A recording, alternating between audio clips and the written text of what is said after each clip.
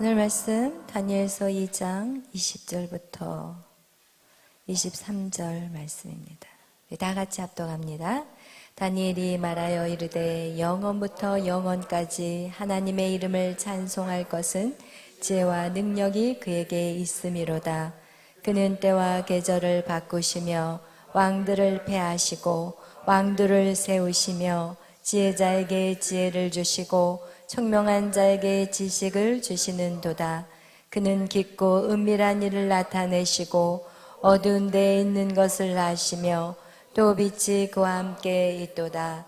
나의 조상들의 하나님이여, 주께서 이제 내게 지혜와 능력을 주시고 우리가 주께 구한 것을 내게 알게 하셨사오니 내가 주께 감사하고 주를 찬양하나이다.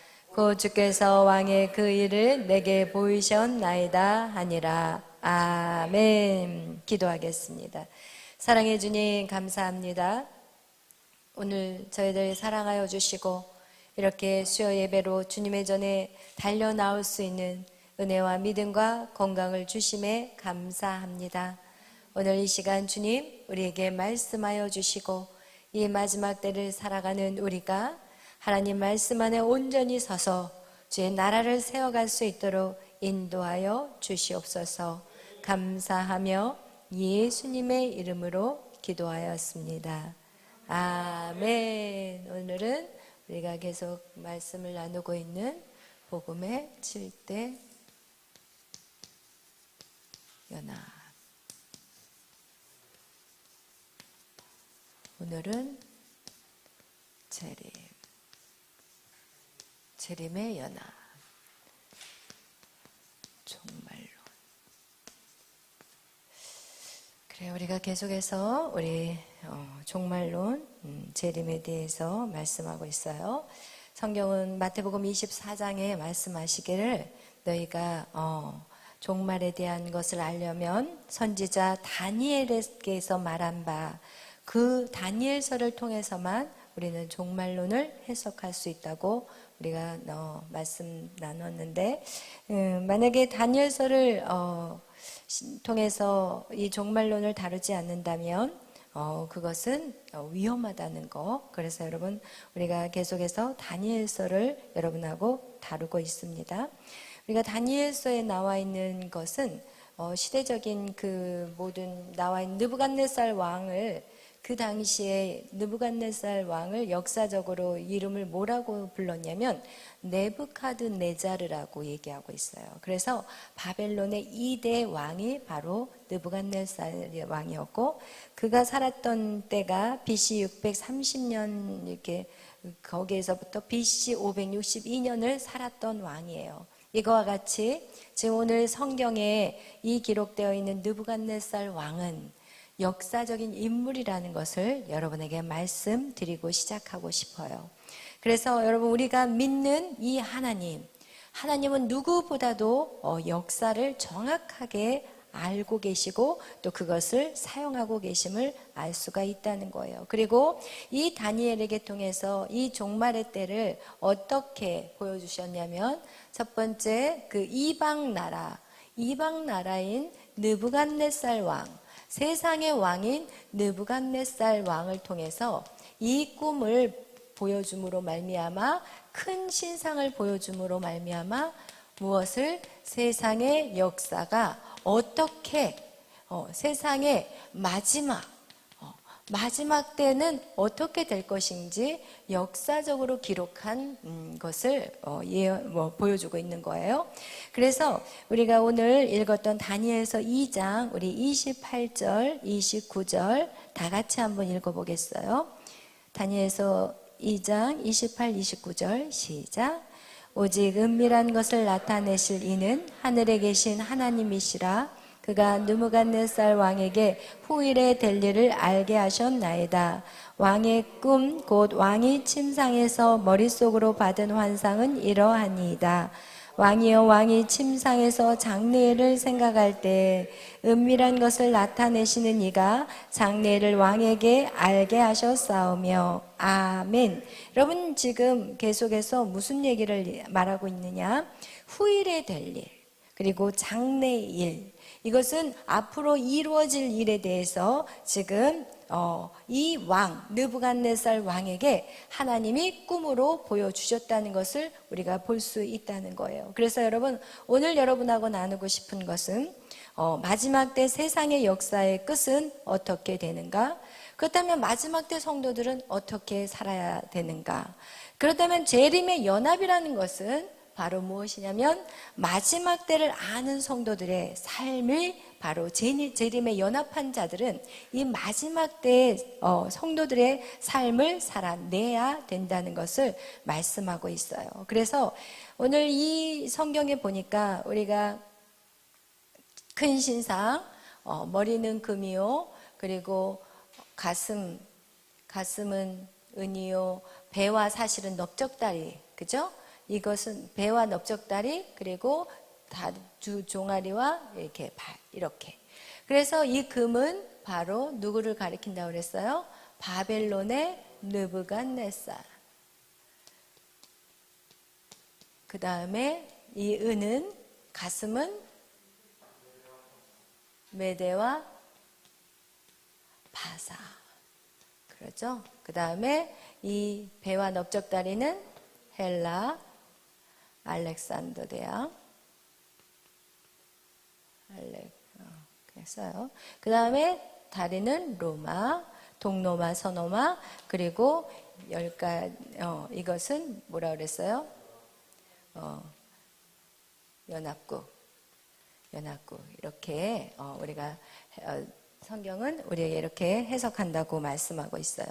그러면서 우리가 알 수 있는 것은 뭐냐? 이 느부갓네살 왕은 금이라고 한 것 같이 그는 정말 영화를 누렸던 왕이에요.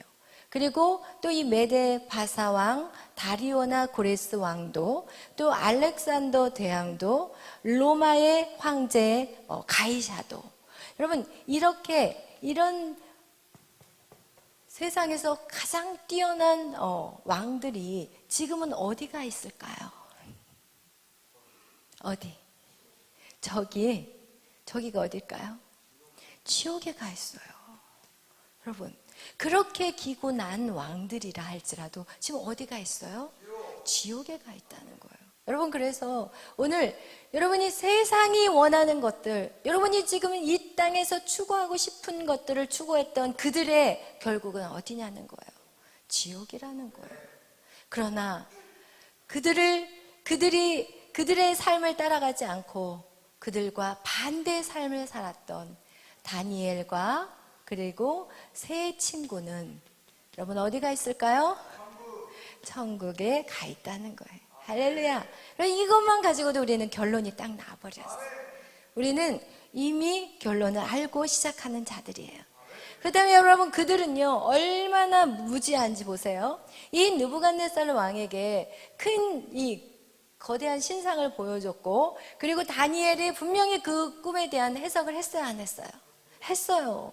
이렇게 왕은 이런 영화로운 왕이고, 이렇게 왕 다음에는 이렇게 이 땅은 이렇게 될 것입니다. 그런데 놀라운 것은 한 돌, 그것도 누구의 손에 의해서 온 게 아니라 한 돌이 하늘에서 내려와서 이 발을 때리니까 이것이 타작마당에 겨같이 다 날아가 버리고, 그리고 이 돌이 점점 커져서 온 세상을 덮었습니다. 이런 놀라운 꿈의 해석을 들었다면 여러분, 느부갓네살 왕은 어떻게 해야 될까요? 회개하고. 어떻게 해야 되죠? 그렇죠. 다니엘의 믿은 그 하나님을 믿어야 되는 게 정확한 거예요. 그러나 느부갓네살은 한 번의 기회를 놓쳐버려요. 그런데 하나님은 또 다시 이 느부갓네살 왕에게 무엇을 또 두 번째 꿈을 꾸게 하세요. 그것이 어떤 꿈이었냐면, 아주 그냥 나무인데 한 나무가 이제 한 중앙에 딱 나무가 세워졌는데, 이 나무가 점점 견고해가지고 어디까지, 하늘까지 달 정도로 큰 나무가 돼버려요. 그래서 세상의 저 끝에 있는 나라까지도 이 나무가 보일 정도로 그렇게 어마무시한 나무가 되었고, 그리고 그 이파리는 너무 아름다우고 거기에는 그냥 열매가 주렁주렁 달려서 온 육체를 가진 자들이 다 만국이 먹을 수 있는 그런 열매가 주렁주렁 달렸던 나무가 갑자기 하늘에서 한 건축자, 거룩한 자가 내려와서 갑자기 그 나무를 똥강 잘라버리고 가지 다 쳐버리고 잎사귀 다 뜯어버리고 열매 다 흩어버리고, 그리고 나서 그 나무를 이렇게 나무가 거대한 나무를 밑산을 똑 잘랐으니까 이 구루터기가 됐을 거 아니에요. 그죠? 이거를 갖다가 어떻게 하냐, 저기 고랑 같은 걸로 다 칭칭 감아버렸어요. 이 꿈을 꾼 거예요. 그리고 나서 꿈을 해석할 사람들을 불렀지만 아무도 꿈을 해석하지 못해요. 그리고 나서 다니엘에게 이 꿈을 얘기해 줬을 때 다니엘이 뭐라고 얘기하냐면 왕이시여. 말하기가 너무 힘든 거야. 왕이시여, 이 일이 왕이 아닌 왕을 미워하는 왕의 적게 사람이 이 꿈의 주인공이었으면 좋겠어요. 그러면서 이 꿈에 대해서 정확하게 말을 해주는데, 이 나무는 바로 느부갓네살 왕이에요. 왕을 하나님께서 그래서 어떻게 할 것이냐면 왕의 그 자리를 폐위시켜버리겠다는, 그 지혜롭고 유능한 왕, 느부갓네살은 진짜 지혜로운 왕이었어요. 그리고 또 많은 사람들에게 어떻게 보면은 평강을 주는 사람이었어요. 그래서 이 느부갓네살 왕에게 이제 이 꿈을 꾸고 나서 이제 이게 왕입니다. 그리고 하나님이 왕을 이렇게 할 것이고, 그리고 이제는 이렇게 완전히 7년 동안 이슬을 먹으면서 동물과 같이 지낼 수 있는, 짐승들하고 같이 지내게끔 그렇게 하나님 만들어 버리겠다고 그 꿈을 보고 얘기를 했어요. 그렇지만 7년이 딱 되면 7대가 딱 되면은 어떻게 하시냐, 다시 그에게 지혜를 하나님 부어주시게 되면 그 느부갓네살 왕이 다시 회복이 된다는 얘기를 하는데, 그 7년 때가 되기 전에 느부갓네살 왕이 와, 이 지혜가 내 것이 아니었구나, 이것은 하나님이 나에게 주신 거구나, 이것을 느낄 때 하나님이 그에게 지혜를 부어주신다고 성경은 그렇게 꿈에 대해서 다니엘이 해석했어요. 그런데 이 느부갓네살은 어떻게 하냐, 그 말을 깨닫고 그럼 그 꿈이 이루어지지 않도록 정말 하나님 앞에 회개하고 돌이켜야 되잖아요. 그런데 느부갓네살은 그렇게 하지 않아요. 우리 한번 보겠어요. 느부갓네살이 어떤 모습을 하고 있는지 우리가 한번 찾아보겠어요. 27절에는 다니엘이 그 꿈을 왕에게 얘기하고 난 다음에 왕이요, 공의를 행하시고 죄를 사하시라고, 죄를 회개하라고, 그리고 가난한 자의 긍휼을 여기게, 가난한 자를 긍휼히 여기시고 그로 죄악을 사소서 막 이러면서 계속 얘기를 했지만 28절 읽겠어요? 시작. 이 모든 일이 다 나 느부갓네살 왕에게 임하였느니라. 12달이 지난 후에 내가 바벨론 왕궁 지붕에서 거닐세. 나 왕이 말하여 이르되 이 큰 바벨론은 내가 능력과 권세로 건설하여 나의 도성으로 삼고 이것으로 내 위엄의 영광을 나타낸 것이 아니냐 하였더니, 이 말이 아직도 나 왕의 입에 있을 때에 하늘에서 소리가 내려 이르되 느부갓네살 왕아, 내게 말하노니 나라의 왕위가 내게서 떠났느니라. 아멘. 여러분, 이렇게 꿈을 하나님 미리 보여주셨다는 것은 깨닫게 하시고 돌이키게 하시는 거예요. 여러분, 우리에게 이렇게 회개할 기회를 하나님 반드시 주셔요. 그것이 이방 나라 왕 느부갓네살 왕이라 할지라도 그에게 기회를 주셨어요. 그러나 그가 몇 년? 1년 동안 돌이키지 않았어요. 그리고 나서 뭐라고 얘기하냐, 그 왕국을 쳐다보면서 내 왕이, 그죠? 여기 30절 보세요. 내 왕이, 내가, 나의 도성, 내 위엄, 이러면서 모든 영광을 누구에게 돌려요? 자기에게 돌려요. 여러분, 이것을 하나님 제일 싫어하는 거예요. 할렐루야. 우리는 하나님 우리에게 지혜를 주셨다고 하면 하나님 주신 거예요. 여러분의 것이 아니에요. 여러분이 이렇게 훈련받아서 여러분이 말씀도 잘 전하고 찬양도 잘하고 이 모든 것들은 여러분께 처음부터 아니었어요. 하나님에게 부어진 거였는데, 이 느부갓네살 왕은 그렇게 하나님의 큰 이 세계 역사를 보여주셨고, 그리고 나서 또 자신이 모습이 어떠하다는 것도 가르쳐 줬는데도 불구하고 그는 그 교만함을 깨트리지 못하고 결국은 어떻게 되냐, 거기에서 소리가 나와서 결국은 어떻게 돼버려요? 읽겠어요. 33절부터 32절부터 읽겠어요. 네가 사람에게서 쫓겨나서 짐승과 함께 살면서 소처럼 풀을 먹을 것이요 이와 같이 7대를 지내서 지극히 높으신 이가 사람의 나라를 다스리며 자기의 뜻대로 그것을 누구에게든지 주시는 줄을 알기까지 이르리라 하더라. 아멘. 어떻게 해요? 들짐승과 함께 소처럼 풀을 뜯어 먹으면서 7대 7년을 살아요.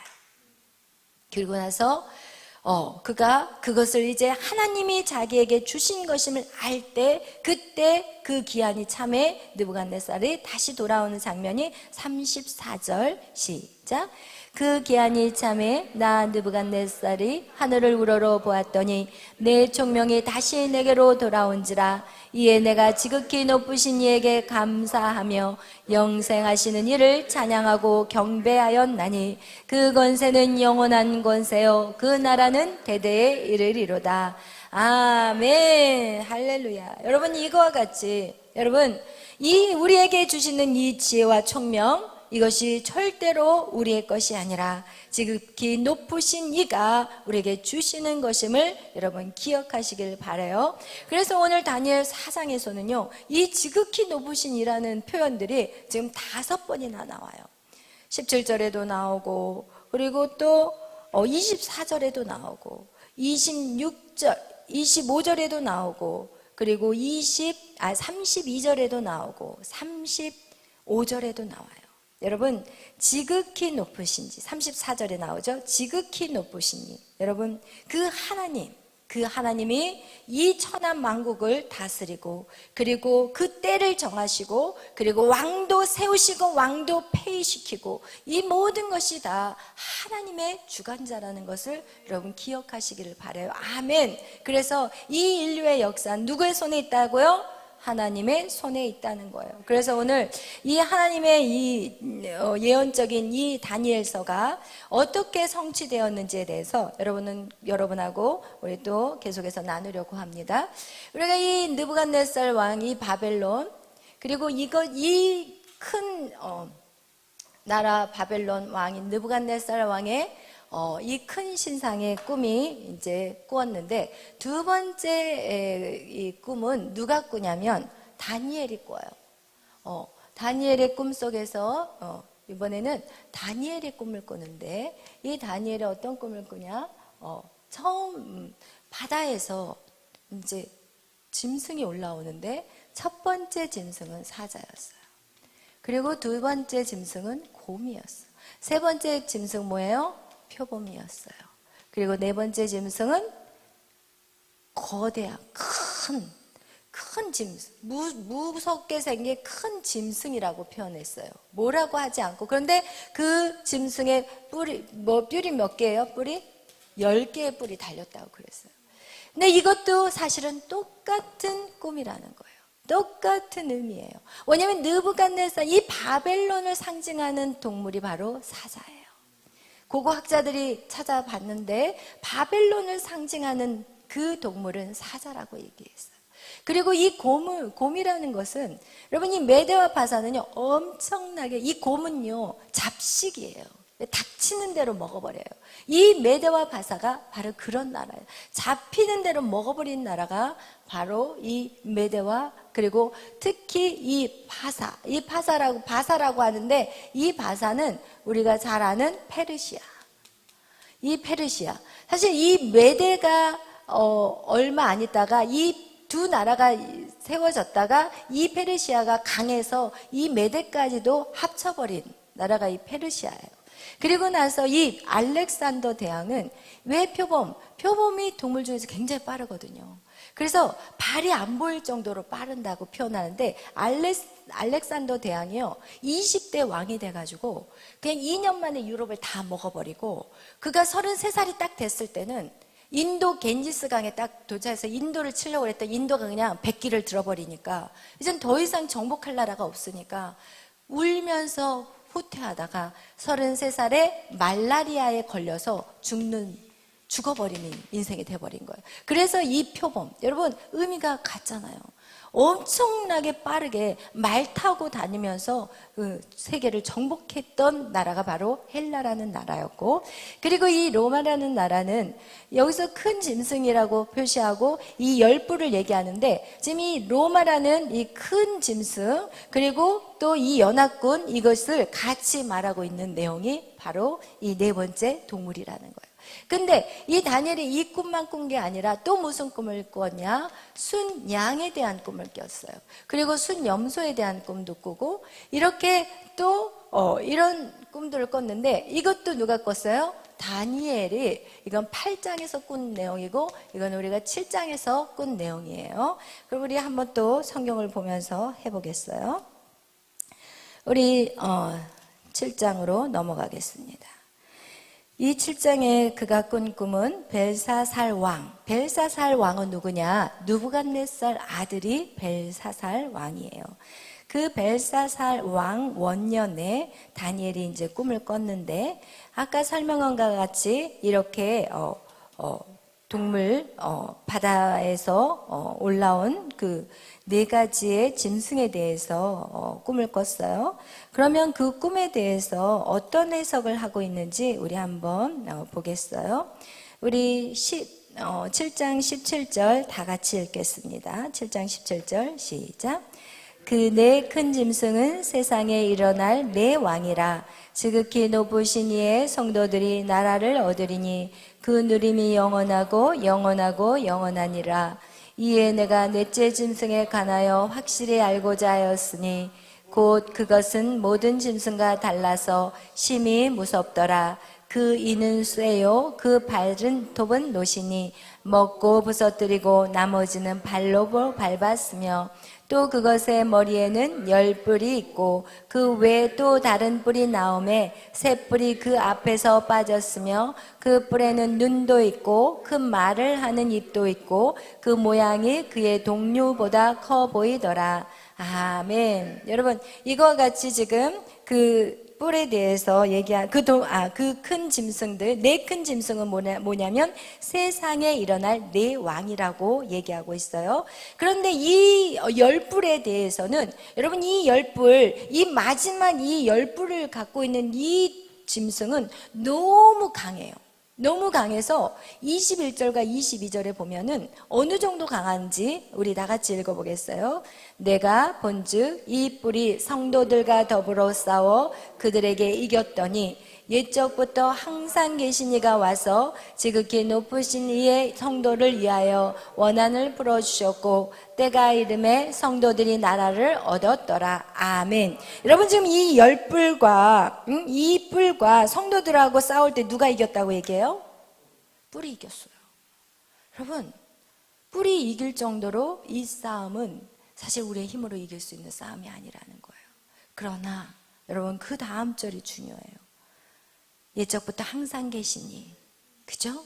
거룩하신 그가, 지극히 높으신 이, 계속 얘기해요. 지극히 높으신 이가 성도들을 위하여서 싸워주신다는 거예요. 할렐루야. 여러분은 여러분이 싸우는 게 아니라는 거예요. 여러분을 위해서 하나님이 싸워주신다는 거. 아멘.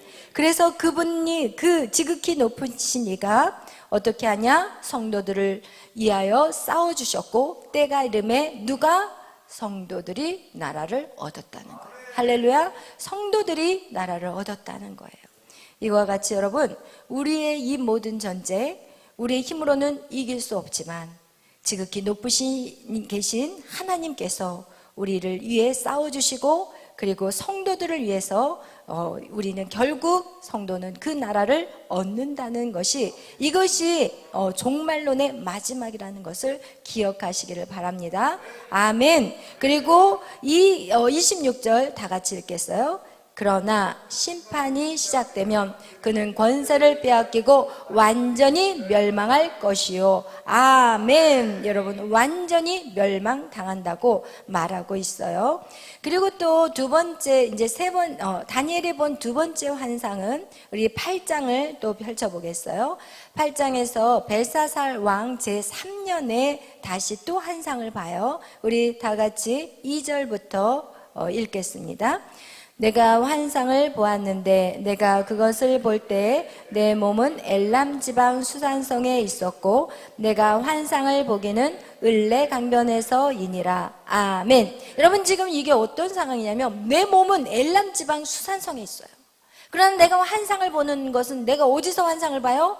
을레 강변에서 본다는 거예요. 이것은 뭐예요? 우리의 육신의 몸은 여기 있는데 엘람 지방 수산성에 내 몸은 있는데 내 영이 빠져나가서 지금 어디에 가 있는 거예요? 을레 강변에 가 있는 거예요. 우리가 죽을 때 몸과 영이 이렇게 분리된다는 거 이거 여러분 그렇게 알고 있잖아요, 우리가. 그죠? 그래서 우리의 육체는 흙으로 돌아갈 것이고 우리의 영은 하나님의 나라에 거기에서 기다리고 있다가 주님의 재림 때 내려와서 우리의 부활의 육신의 몸과 영이 만난다고 한 것 같이 여러분 우리의 영이 분리되어서 나가는 장면이 바로 이 다니엘서 8장에 나오고 있어요.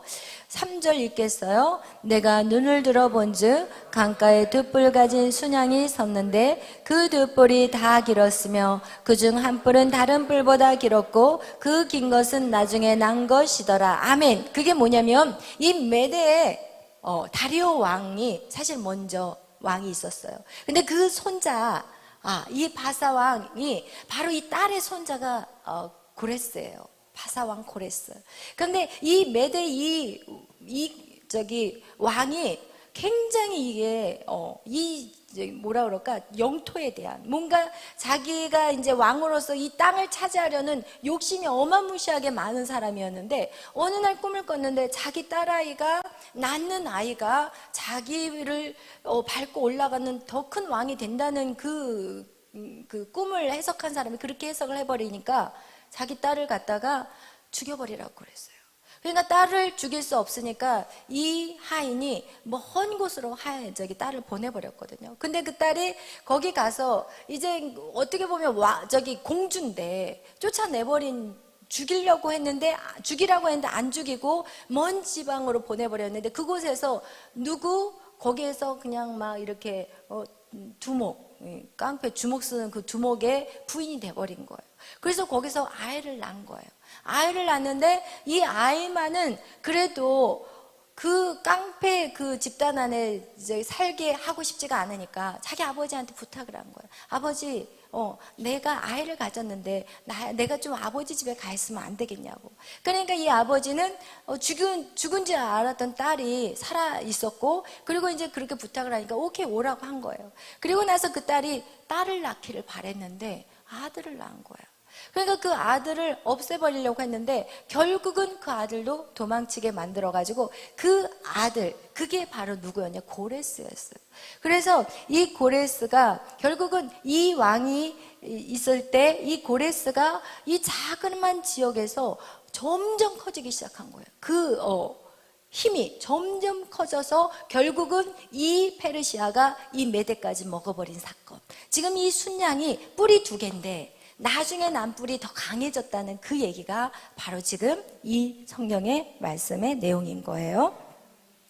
우리 4절 다 같이 읽겠어요. 내가 본즉 그 순양이 서쪽과 북쪽과 남쪽을 향하여 받으나 그것을 당할 짐승이 하나도 없고 그 손에서 구할 자가 없으므로 그것이 원하는 대로 행하고 강하여졌더라. 내가 생각할 때 한 순념소가 서쪽에서부터 와서 온 지면에 두루 다니되 땅에 닿지 아니하며 그 염소의 두 눈 사이에는 현저한 뿔이 있더라. 그것이 2뿔 가진 순양 곧 내가 본 바 강가에 섰던 양에게로 나아가 분노한 힘으로 그것에게 달려가더니 내가 본즉 그것이 순양에게로 가까이 나아가서는 더욱 성내어 그 순양을 쳐서 그 2뿔을 꺾으나 순양에게는 그것을 대적할 힘이 없으므로 그것이 순양을 땅에 엎드려뜨리고 질밟았으나 순양을 그리 손에서 벗어나게 할 자가 없었더라. 순념소가 스스로 심히 강대하여 가더니 강성할 때 그 큰 뿔이 꺾이고 그 대신에 현저한 뿔이 넷이 하늘 사방을 향하여 났더라. 아멘. 여러분 여기에서 지금 어떤 내용이냐면 지금 이 순념소가 나왔어요. 순념소, 헬라가 나왔어요. 그리고 그 헬라는 어떻게 표현하고 있냐면 5절에 보니까 내가 생각할 때 한 순염소가 서쪽에서부터 나왔어요. 헬라 나라가 나왔어요. 온 지면에 두루 다니는데 땅에 닿지 아니하다는 거예요. 그럼 발이 땅에 닿지 않는다는 것은 굉장한 속도라는 얘기를 해요. 그 얘기가 바로 헬라가 알렉산더 대왕이 말 타고 정복을 해버렸어요. 그 전에 말을 타고 정복하지 않았어요. 그런데 헬라 때 발이 땅에 닿지 아니하며 그 염소의 두 눈 사이에 현저한 뿔이 있더라. 그래서 이 헬라가 지금 그 순양을 갖다가 어떻게 버렸어요? 완전 손에서 완전히 무너뜨려 버린 사건을 지금 얘기하고 있는 거예요. 그런데 이 8절에 보니까 순염소가 스스로 강대하여 가다가 강성할 때 그 뿔이 어떻게 됐어요? 꺾여 버렸어요. 알렉산더 대왕이 33살에 이제는 정복할 나라가 없었어요. 33살에 왕성해졌어요. 그런데 갑자기 뿔이 꺾였어. 그냥 말라리아로 딱 죽어가는 거예요. 그러니까 죽기 전에 이제 신하들이 뭐라고 얘기하냐면, 알렉산더 대왕님 어떻게 하실 거예요? 이 나라 어떻게 할까요? 그랬더니 힘센 놈이 가져라, 이렇게 해버린 거야. 그러니까 그 부하들 4부하가 알렉산더 부인이랑 자식을 다 죽여버렸어요. 싹 죽여버리고 이 4명의 부하, 셀루쿠스, 프톨로마이어스, 카산드로스, 그리고 리스마크스, 이 3 부하가 그 나라를 다 4조각으로 쪼개서 다 가져버린 거예요. 근데 거기에서 한 뿔이 강한 뿔이 나와요. 여기에서 그중 한 뿔에서 또 작은 뿔이, 여기서 큰 뿔이 꺾이고 그 대신 현저한 뿔 4이 하늘 사방을 향하여 났다고 얘기했어요. 그 뿔이 바로 알렉산더가 죽고 난 다음에 4명의 부하가 각각 나라를 다스려요. 그런데 거기에서 가장 힘이 센 부하가 누구였냐? 셀루쿠스였어요. 근데 그 셀루쿠스 한 뿔에서, 9절 보세요. 그중 한 뿔에서, 셀루쿠스예요. 또 작은 뿔 하나가 나서 남쪽과 동쪽과 또 영화로운 땅을 향하여 심히 커졌다고 얘기하고 있어요. 그 다음에 10절 다 같이 읽겠어요. 그것이 하늘 군대에 미칠 만큼 커져서 그 군대와 별들 중에 몇을 땅에 떨어뜨리고 그것들을 짓밟고 또 스스로 높아져서 군대의 주제를 대적하며 그에게 매일 드리는 제사를 없애버렸고 그의 성소를 헐었으며 그의 악으로 말미암아 백성이 매일 드리는 제사가 넘긴 바 되었고 그것이 또 진리를 땅에 던지며 자애를 행하여 형통하였더라. 내가 들은즉 한 거룩한 이가 말하더니 거룩한 이가 그 말하는 이에게 묻되 환상에 나타난 바 매일 드리는 제사와 망하게 하는 죄악에 대한 일과 성소와 백성이 내준 바 되며 짓밟힐 일이 어느 때까지 이를꼬 하매 그가 내게 이르되 2300 주야까지니 그때의 성소가 정결하게 되리라 하였느니라. 아멘. 여러분, 지금 이것이 이 셀루쿠스 중에서 그 뿔 중에서 작은 뿔이 나왔다는 그 작은 뿔은 뭐냐면, 역사에 이렇게 보면은 안티오쿠스 에피파노스라는 사람이에요. 근데 그것이 오늘날 그것이 어디를 가리키느냐? 아람, 중동, 이슬람이라는 거예요. 여러분, 그래서 이렇게 해서 바벨론, 메드파사, 헬라, 이런 것은 우리가 어느 정도 여기까지는 알지만 이 로마라고 우리가 하는 것은 이 역사적인 기록을 보면 로마였다는 거예요. 이 두 나라는. 그런데 마지막 이 10개의 연합국은 지금 어떤 나라느냐, 이거에 대해서 사람들이 많은 관심을 갖고 있고, 이것은 성경은 적 그리스도라고 얘기해요. 그런데 이 역사적인 사건을 보면 바벨론, 이 땅을 먹어버린 게 메데아 바사고, 메데아 바사를 먹어버린 게 헬라고, 헬라를 먹어버린 게 이 로마였고, 이 로마는요 이 나라의 5분의 1밖에 사실 못 먹었어요. 그러나 지금 이슬람을 보면 이 땅을 전체를 다 먹어버렸어요, 지금 이슬람이.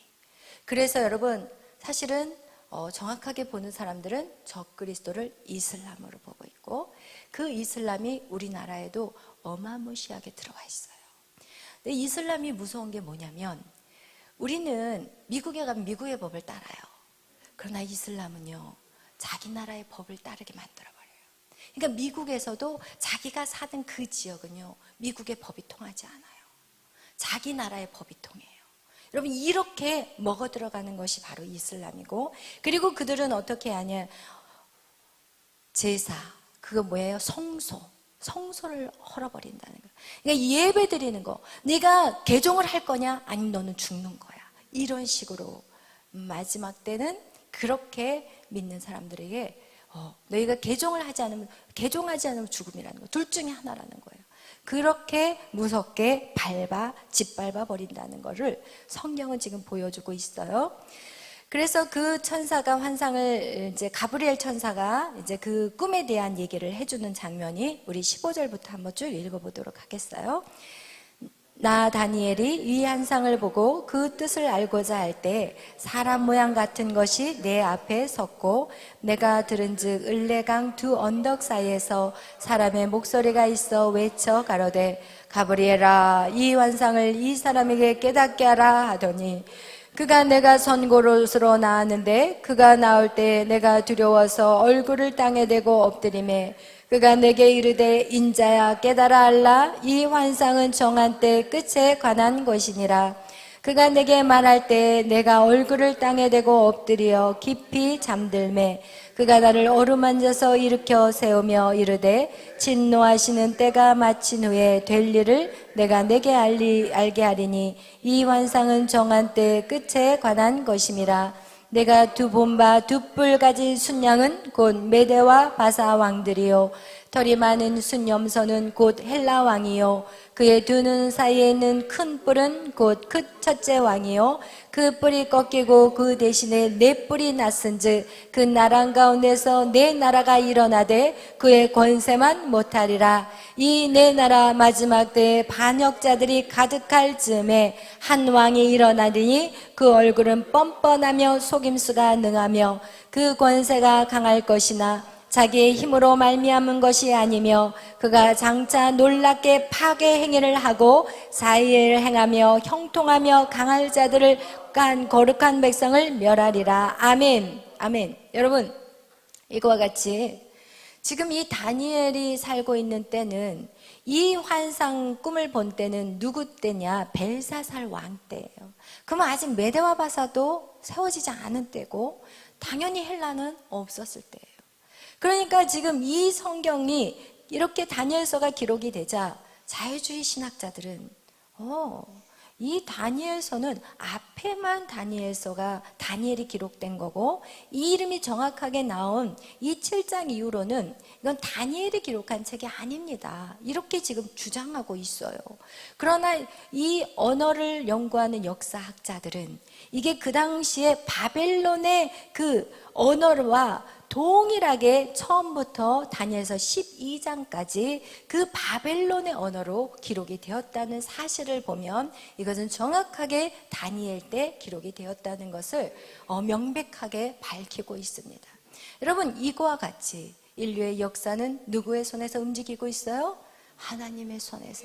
하나님 창세로부터 요한계시록까지 이미 다 설계된 대로 하나님 그 타이밍에 맞춰서 일하고 계신다는 거예요. 할렐루야. 여러분, 그래서 우리가 이것을 안다면 우리는 두려울 것이 하나도 없다는 것을 또한 성경을 통해서 깨닫게 되는 거예요. 여러분, 이거와 같이 그렇다면 우리가 어떻게 살아가야 되냐는 거예요.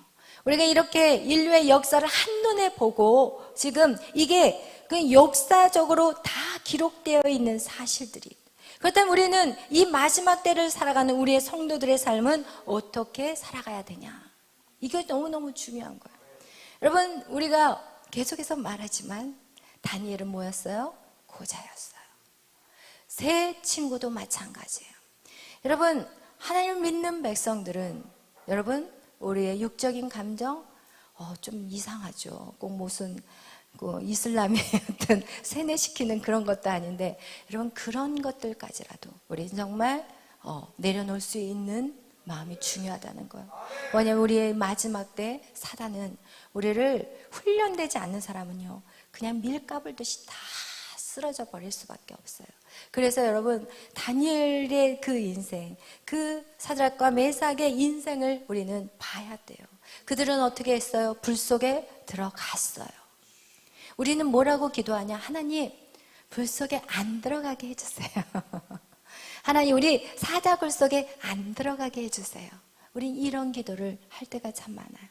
우리가 해야 될 기도는 하나님 타협하지 않게 해주세요. 하나님, 내가 정말 주님이 우리가 지금 이 마지막 때를 사는 것은, 여러분, 이 다니엘이 열렸다는 것은 우리는 마지막 때를 살기 때문에 이 다니엘이 열린 거예요.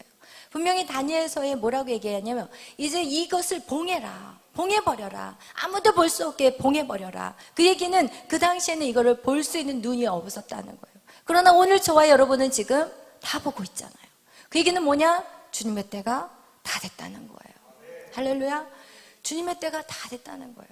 그래서 성경은 뭐라고 말하냐면 너희가 무화과 나뭇잎이 이렇게 푸릇푸릇해지는 것은 여름이 왔다는 것을 알아야 된다고. 그 얘기는 무엇이냐면요, 예언 중에서 어떤 예언이 있었냐면 그 이스라엘이 회복될 것에 대한 예언이 있어요. 성경에 에스겔서에도 나와 있고, 그 얘기는 무엇이냐, 이스라엘이 그 예수 그리스도가 십자가에 못 박아 돌아가신 이후로 이스라엘은 완전히 초토화가 돼버렸어요. 로마에 의해서 완전히 나라가 없어져 버린 거예요. 다 뿔뿔이 디아스포라가 돼버렸어요. 그런데 하나님은 얘기하셨거든요. 이스라엘이 다시 회복될 것을 얘기하셨고, 1948년 5월 14일 그때 이스라엘이 갑자기 세워져 버렸어요. 여러분, 2000년 만에 없어졌던 나라가 세워졌다니까요. 이런 일이 있을 수 있어요? 없어요. 2000년이라니까요. 단 100년도 아니고. 여러분, 우리나라는 몇 년 만에 회복이 됐죠? 36년?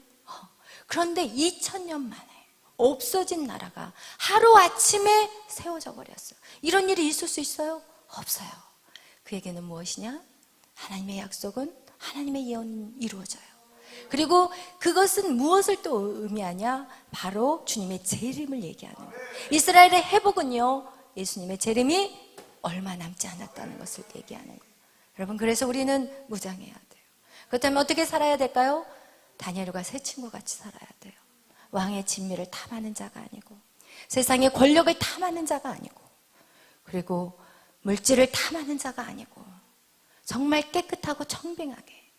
여러분, 다니엘은 하루에 3번 자신의 창문을 열고 그리고 기도했어요. 이것이 바로 예배예요.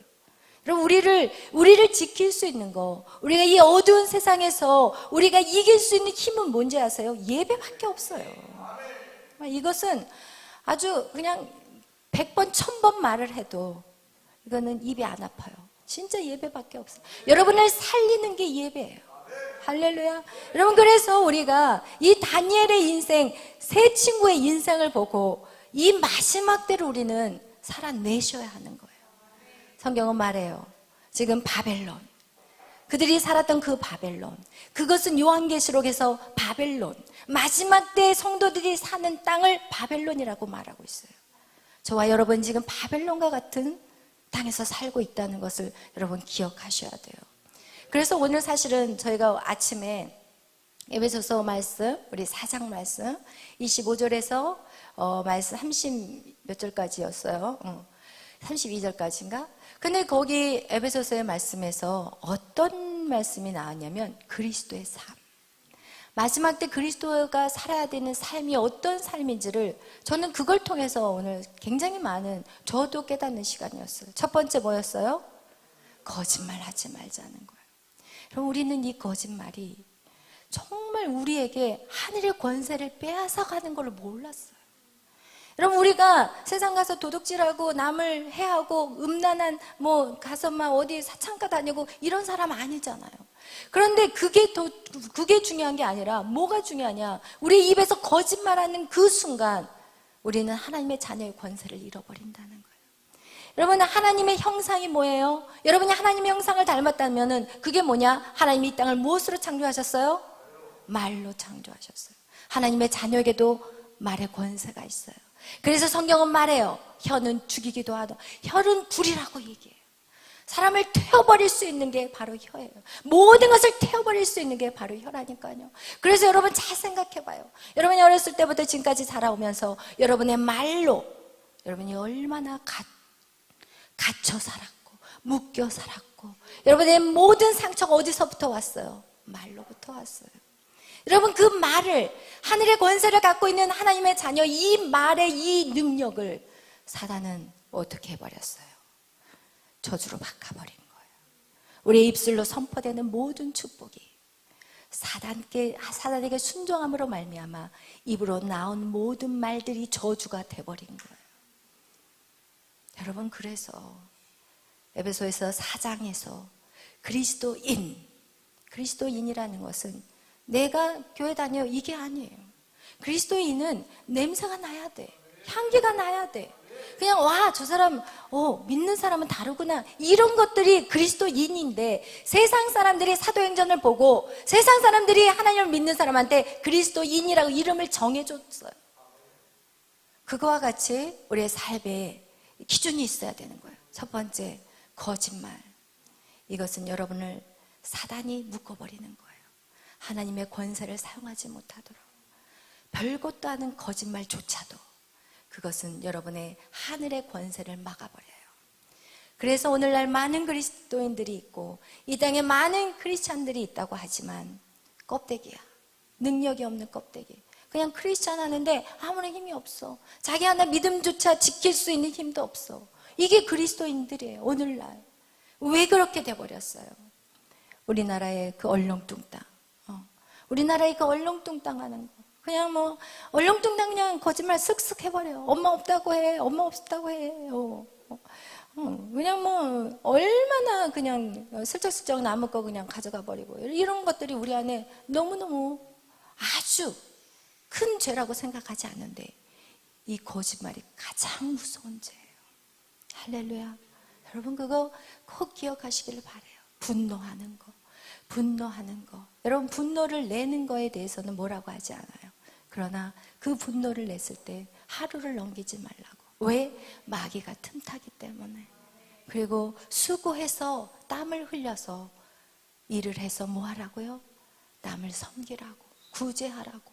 여러분, 입에다만 먹고 살으라고 하는 게 아니라 정말 도둑질해서 남을 도와주지 말고, 그 얘기는 무엇이냐? 여러분이 직장을 가져도 도둑질하는 직장 갖지 말라는 거예요. 사기치는 직장 갖지 말라는 거예요. 악한 짓을 해서 돈 벌지 말라는 거예요. 그렇게 해서 살아서는 안 돼요. 그리스도인이라면.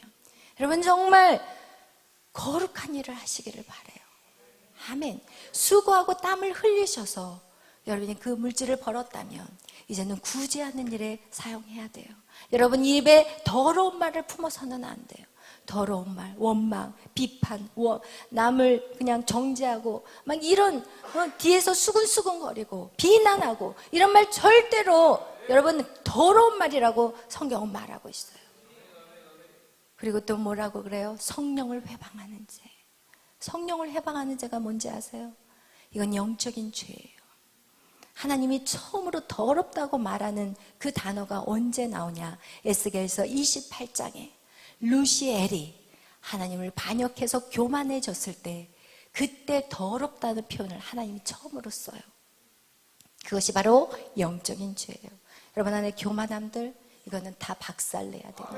할렐루야. 여러분이 마치 하나님이 되려고 하는 거, 여러분 멋대로 여러분의 시간을 사용하고, 멋대로 여러분의 몸을 사용하고, 여러분이 멋대로 여러분의 물질을 사용하는 거, 이거 다 반역죄예요. 할렐루야. 주신 자도 여호와시요 취하신 자도 여호와예요. 모든 것이 주님이 기뻐하는 것에 여러분의 시간과 물질과 여러분의 몸을 사용하셔야 되는 거예요. 할렐루야. 그리고 또 마지막에 뭐예요? 용서하라. 용서하는데 언제까지? 무제한으로. 할렐루야. 그렇다면 또 어떤 사람이 이거를 악용해. 그래, 너 무제한으로 용서해? 그렇다면 좋아. 내가 그냥 이것도 용서 안 해주세요? 이것도 안 해요? 막 이러면서 반복적으로 죄를 짓는 이 악한 이 마음의 죄는, 그것도 성령을 해방하는 죄. 할렐루야.